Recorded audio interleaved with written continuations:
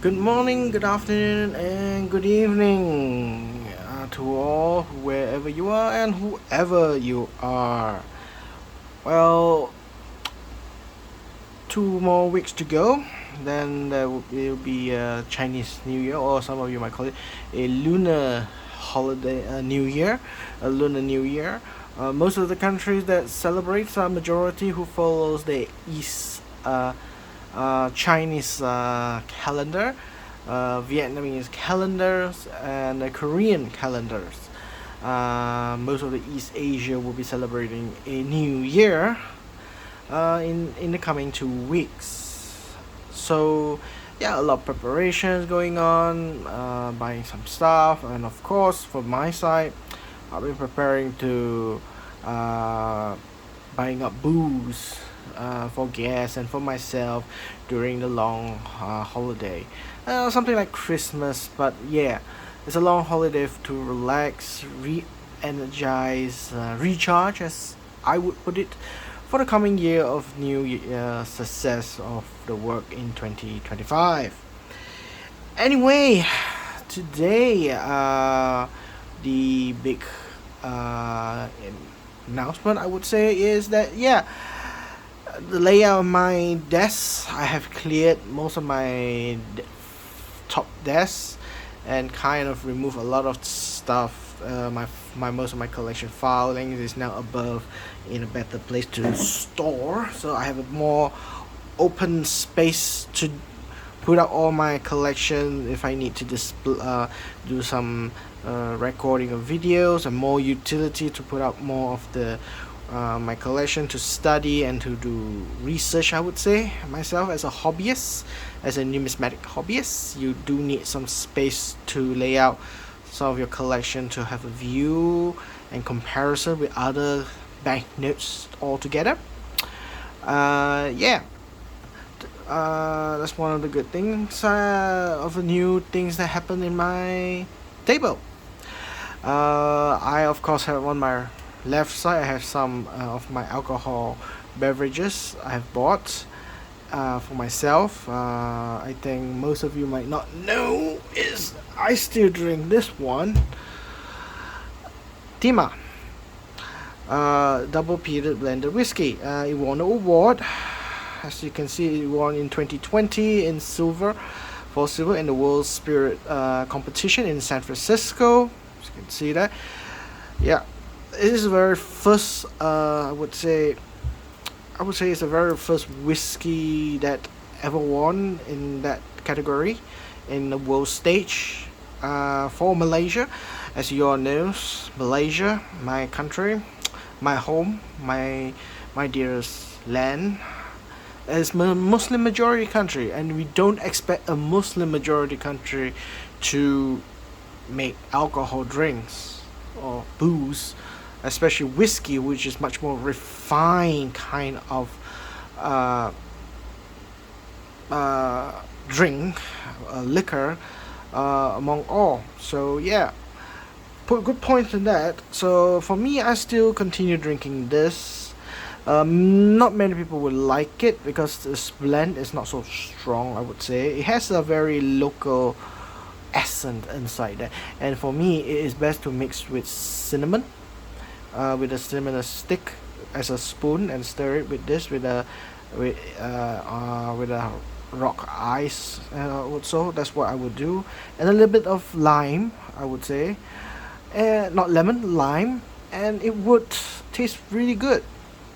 In my view, so I still, I've been drinking this since I bought it in 2020, and I still haven't finished it. If you can see the color of it, it's not very dark oak because it has not aged in the you know in the barrel as long, like 10, 5, 10, or 15 years in the barrel to get it smooth, but it has a sharp tropical taste, I would say.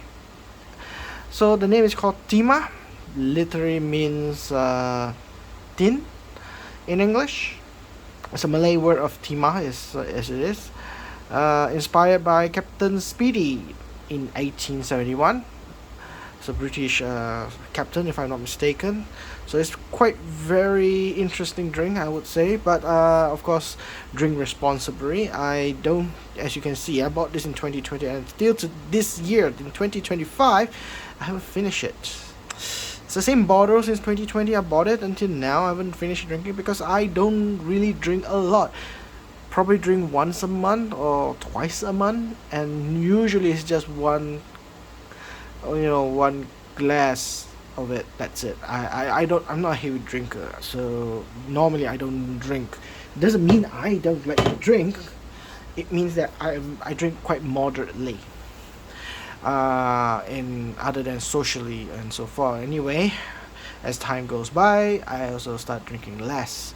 Anyway, on a side track note today for myself, just in few more days, probably I would say, Donald Trump will become president of the United States, and the world will be in turmoil once again.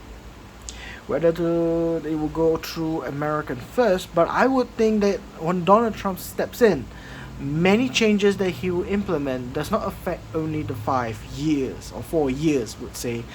It would dramatically affects across a decade or so, from what he's going to be doing.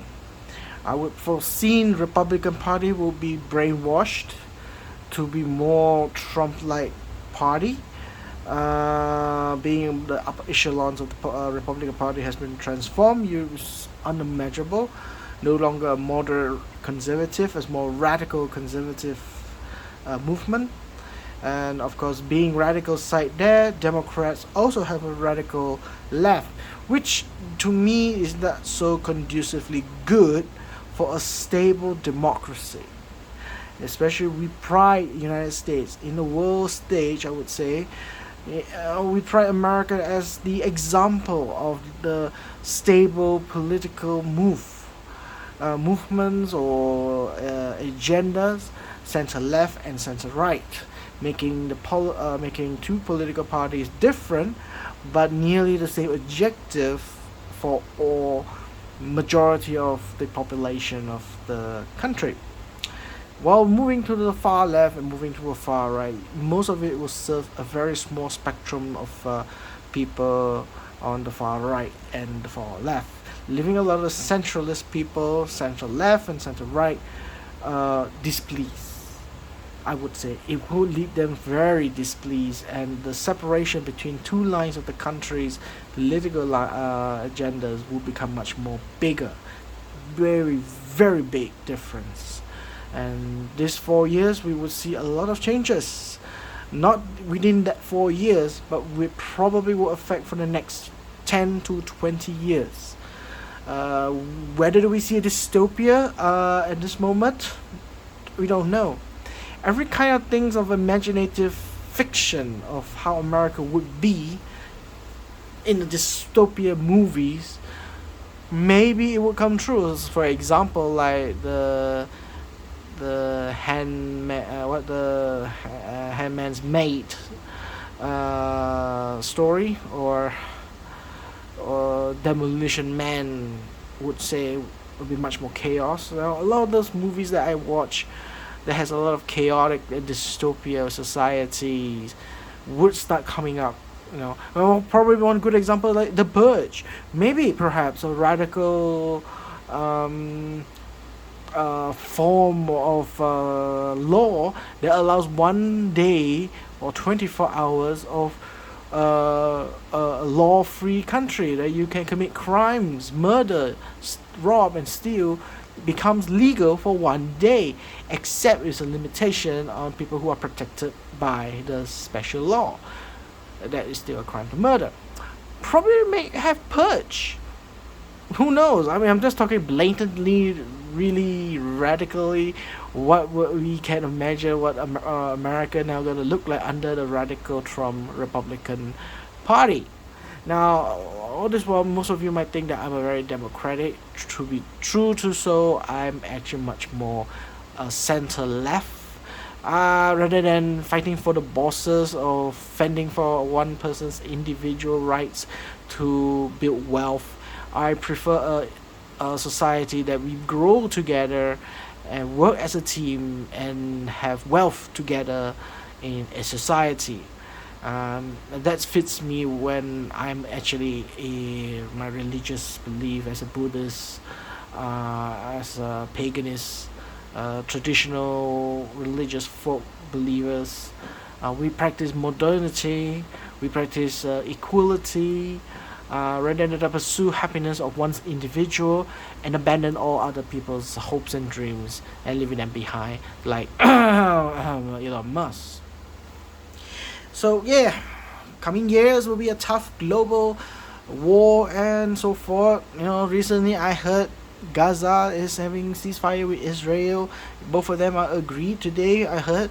But after 20th of January, things might change to a more radical genocide on Gaza, legalizing killings of the Palestinians, probably, I would say, by after the 20th January, where America's position on foreign policy will be radically different than what currently Biden administration would be.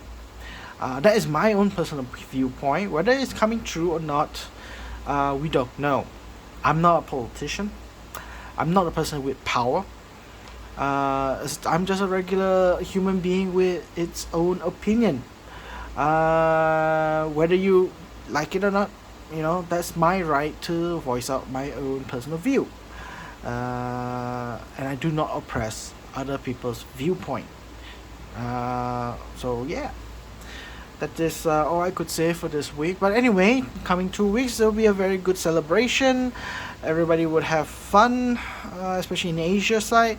It's a Chinese New Year or Lunar New Year for most of East Asia. So yeah, will be my time to recharge, I would say, at that point, and visit friends, relatives for family reunion, just like Christmas and Thanksgiving.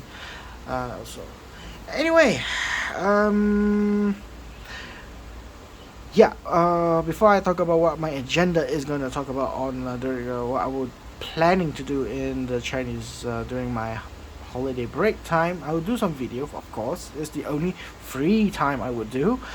So my anticipation this coming weekend is that I'm gonna get the new 20 renminbi or 20 yuan commemorative banknote from China.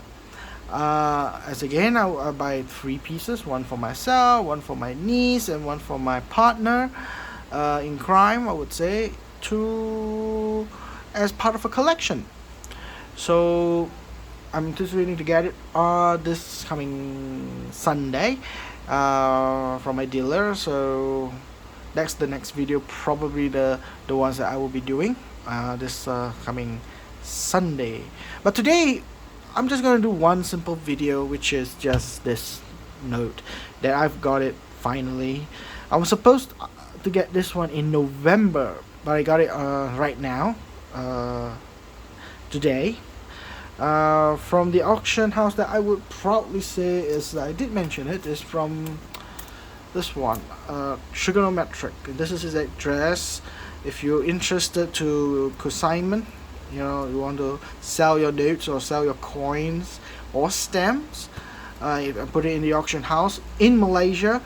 Trigonometric auction is one of the best one, I would say. So the note that I won, this one is actually on November 2024 auction, lot number 2581. Nothing to hide, is in their web page. You can see for yourself how much I won. I forgot how much I bid this one. Probably I think about 100 ringgit or so.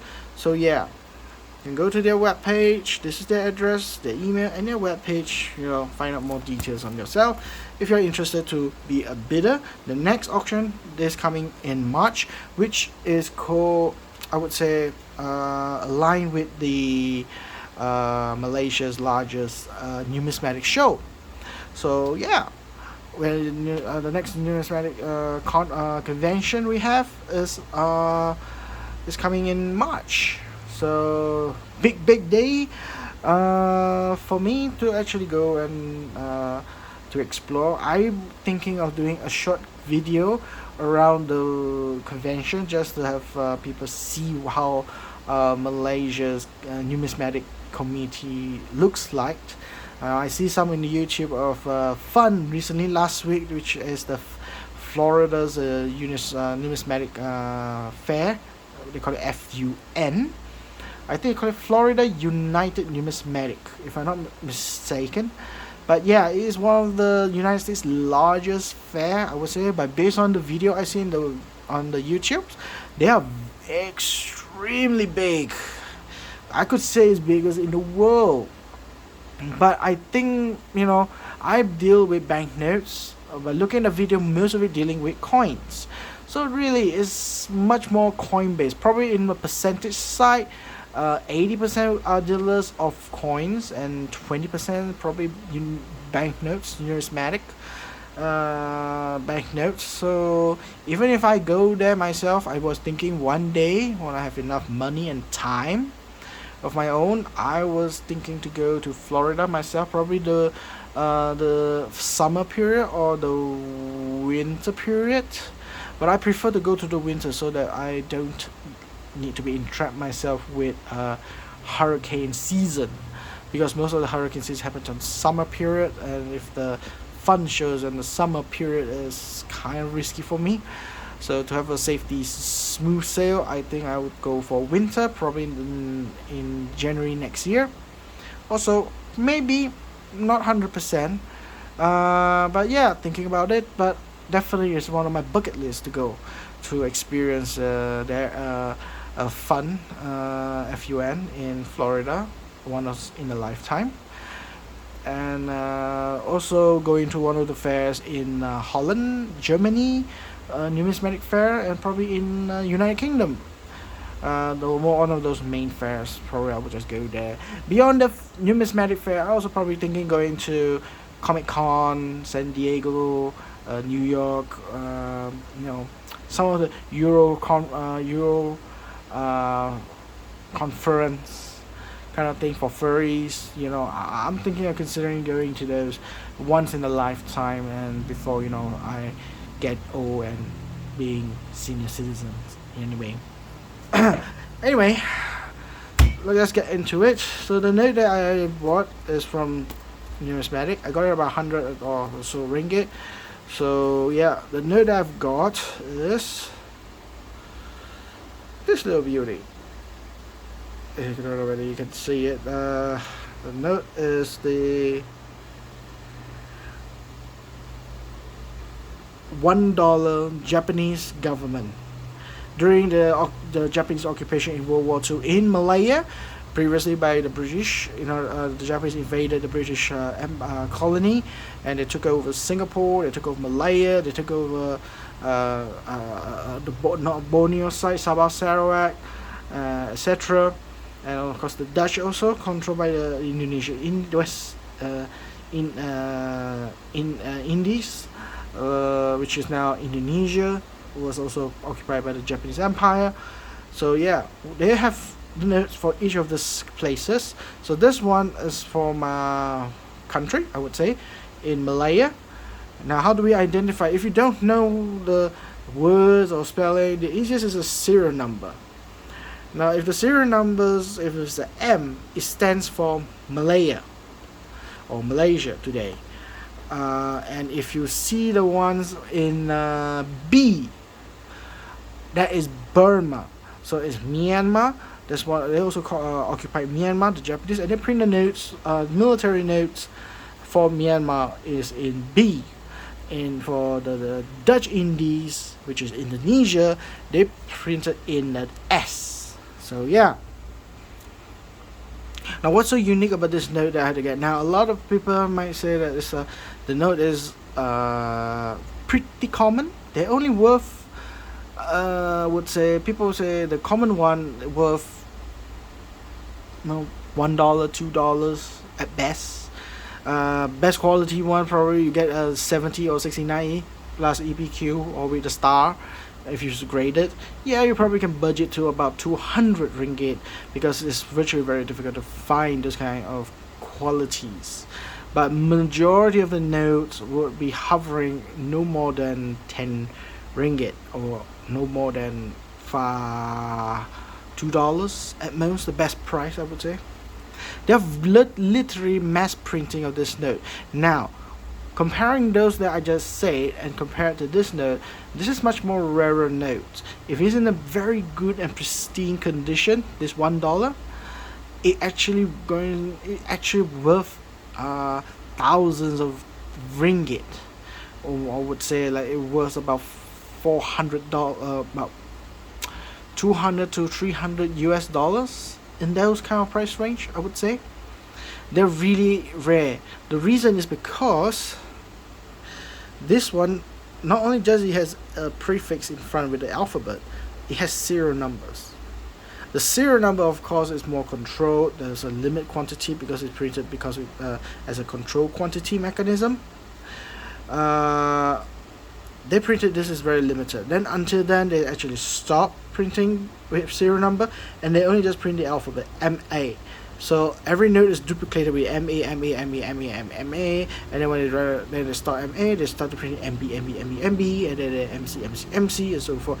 They just changed the back alphabet, but the front still remain as an M to indicate this is for Malaya. Beyond that, the notes are all same. Now this note is very damaged. A lot of pieces are missing. This is very irritating to me. There's missing piece here and so forth. Somebody actually glue a tape here and then they peel it off, and you can see remaining pieces of those damn glues there in the middle. It's actually a split already here. The note is actually very, very fragile, but it's original. Nobody added in, nobody repair it. This is something that I would say good way of collecting a note. And of course there's a missing piece here at the corner end down here, but at least it fits my criteria that when I collect things is that it doesn't remove the ink area. The back is fine. The back is fine. The front, yeah, they're cutting off the edge here, but I'm still alright with that. That's why I bet, because it was very cheap.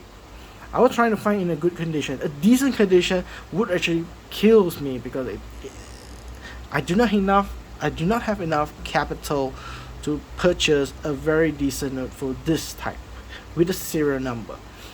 The $1 is actually much more rarer than the ones with the $5 serial number and the $10 serial number. The $1 one is much more difficult to find and much more rarer. The reason is because frequent using.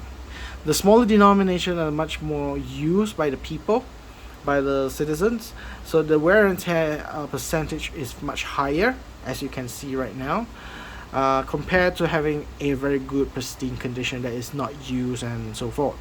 So yeah, this is a one note that I've got for my one note for myself that I got it for my collection, and it's one of the keepers. Until then, if I found somebody who's willing to sell a good one, I probably will upgrade this note in the future. But until then, it is what it is. So yeah, I have a few collection out there in my display. So I think I put up my table as a way to have a great space to put up more notes for future display or to record things. Is much more easier. So yeah, new space, new layout, new mat. I try to always upgrade some of my mats, and most of you might think that I'm a numismatic collector, yet I'm also a big otaku, I would say, meaning I'm quite a nerd. When I was a kid, I watched Japanese anime, I read comic books. From there I lead my hobbies through numismatic as one of my greatest asset and investment when it comes to hobby. So yeah, some of the notes out there here, I'm actually willing to let go. Those two right there, I'm willing to let go. The Bank of China, from $1 in 1913 print. Land Bank of China Limited. This one is actually the unique one. This is rare. A lot of the heritage that they're selling this note, whether it's $1 or $5 or $10, they only got 3 denomination. Majority of it I have not seen in this one. They have 2 variation: Tianxin which is what I have, and the other one is the most common one is Shanghai. A lot of it they are selling in the auction house in Heritage and so forth are Shanghai. Not many of them I would see are selling Shenzhen, and according to PMG, which is even this is the note, the quantity that is being graded is a single digit, and this one is considered the highest. It's technically a top pop in the sense. The word of the committee would use is this is a highest grade. Nothing is higher than this. I'm pretty sure there are notes out there are better condition than a fine 12, but according to right now, nobody is sending in to grade it and to preserve it. But still, availability of this note is very very rare. It's rare, but is it valuable? On this condition wise, I would say as it is probably around 2,000 US dollar at this moment of time. If it goes down, probably the lowest is probably at $1,200. At the moment, it's about two. I would say I'll be willing to let go for $2,000 dollars or so for those two notes there. The center one is a cancel note from Central Bank of China, cancel for military use for $1. Wouldn't say it's rare. I wouldn't say it's rare, but I would say it's difficult to find. Especially like in my country, Malaysia, you can't find this note anywhere unless you buy it online overseas or you went to Hong Kong or so forth. You probably might find this note. The other one is from Bank of China, 5 fen or 5 cent in Chinese, printed in a branch for Harbin, grade number 35. I'm so willing to let it go, but of course the far right one, I'm keeping it for the now. 2 yuan, People's Republic of China, 2 yuan, printed in 1960. That one I got it 55 EPQ. I was thinking it could get 65 or 66 EPQ and above. I did not expect to get it 55. It was quite a disappointing, but yet I got it for a very good price. I wouldn't complain. In the money that I've bought it, I think it's just right for its grading of 55. So that's it. It's a very short clip for today, no more than half an hour or so. So yeah, this year my objective that I'm actually going to focus on is probably China, Japanese, and thirdly is United States. I probably will not be focusing on other notes, but unless it's available for me to get it and their price is right, and yeah, I will probably get it. But I will not be focusing on noodling into older note generations and try to purchase it. That one I reserve in China. The Japanese, the reason I barged down the Japanese to second place rather than first place is because I'm almost there in my collection for the Bank of Japan series. The only difficult part now for my Japanese collection is collecting the Empire period, during the Showa or during the Meiji era's banknotes. Those notes are all entirely very expensive. It's very out of reach price range for me to even bargain to get it. So I will not be touching those notes anytime soon on that.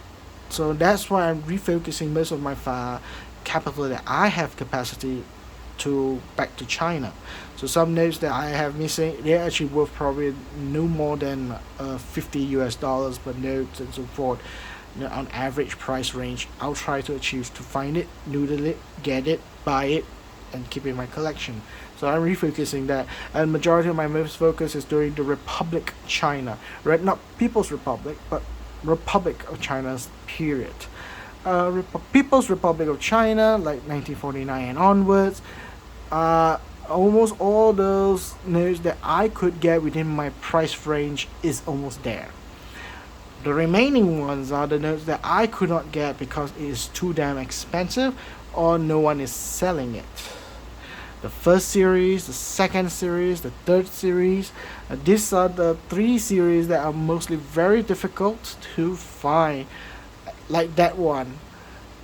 That series is also quite difficult to find, most of it, but majority of the notes are actually easy to find. So those series like that one in the 2 yuan or this is other denominations, they have a lot of varieties, like the Yijiao,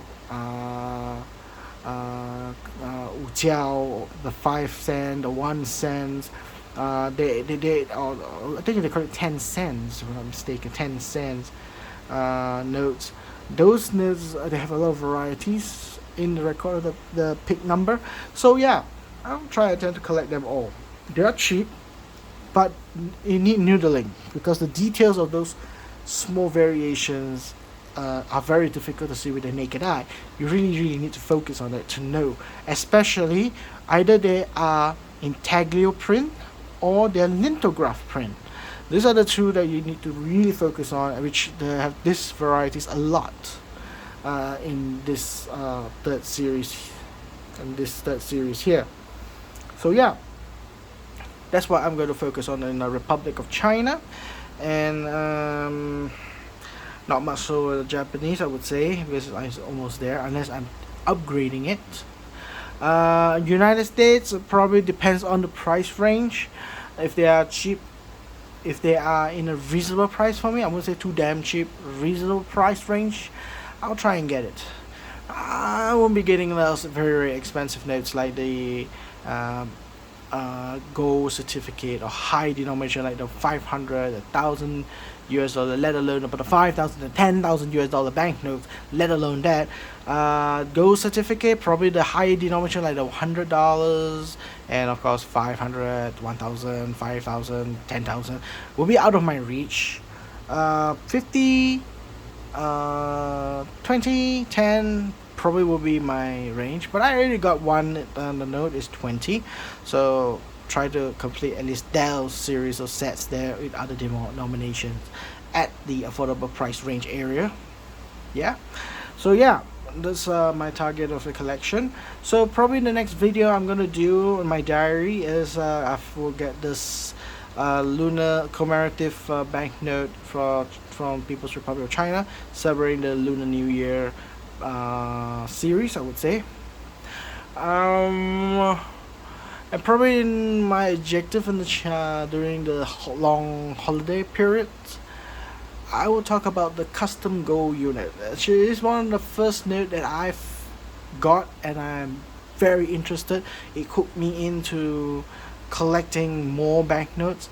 The first one I mean, the notes that inspire me to collect more and continue to collect is basically the custom gold unit from from the Republic of China's banknotes. Custom gold unit, Central Bank of China. Very big varieties or in those prints, and very beautiful, I would say, for its standard of its time. I love it and it inspires me. So I have a few of them. So I'm just going to do a video specifically on that note and to talk about the notes that what I have, and probably talk about general position of the custom gold unit. What other notes are there? What are they, and what could I get from it? Where would I find it? So yeah. So that is all for today. Thank you, ladies and gentlemen. Thank you very much for watching this video. If you like this video, please give me a like. If you have some questions on numismatic or anything you want to ask, do drop me a comment. And if you like to see my future videos or so forth, or I would just say my future diary of my collection, please do subscribe and follow if you liked. Just a disclaimer once again, I would say for in the end, whatever I do this video is basically for my own personal use. I use it for capturing the moments of my collection as a diary, as an audit, I would say. On the day when I had that note, I try to do a record, and so that I won't forget what I've got during that time of the year. And I kind of exploit YouTube's server space just to use their free space and download them and upload them into YouTube. So, but of course, the other position, the good news for YouTube is that I wanted to share my collection with the world, to tell what I've collected, what I've done, and probably get some inspiration to other young collectors. Well, not that old anyway, actually, but with all the new collectors, to collect. If you have question on collecting notes, how to start, in my view, or my way, there's no right and wrong. Do just ask me. Just write down in the comment and so forth, and I'll try and do probably another video about how do I start collection. But I did have a video on that, so you can go through my my YouTube page, and there we go. So once again, thank you very much, and I hope to see you this coming Sunday. Thank you and goodbye.